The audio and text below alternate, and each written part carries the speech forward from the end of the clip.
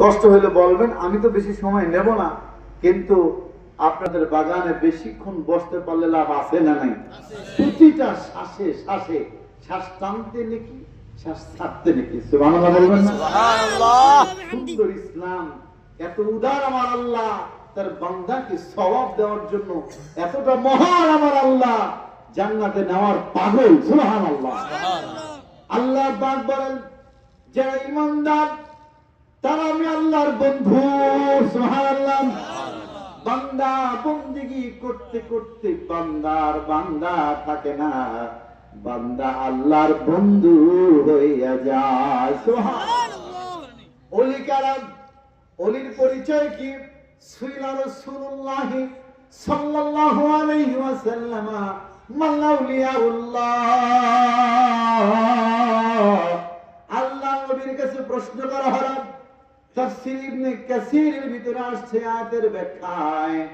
আমার ভাইরা বন্ধুরা খেয়াল করে শুনেন। আব্দুল্লাহ ইবনে আব্বাস রাদিয়াল্লাহু তাআলা আনহুমা রাইসুল মুফাসসিরিন হাদিস বর্ণনা করেন, আল্লাহ নবীর কাছে প্রশ্ন করা হলো, ইয়া রাসূলুল্লাহ মালাউলিয়া আল্লাহ, আল্লাহর বন্ধু কারা, আল্লাহর ওলি কারা? আমার নবীজি বলেছেন, আল্লাযীনা ইযা রুউ যুকিরাল্লাহ, সুবহানাল্লাহ।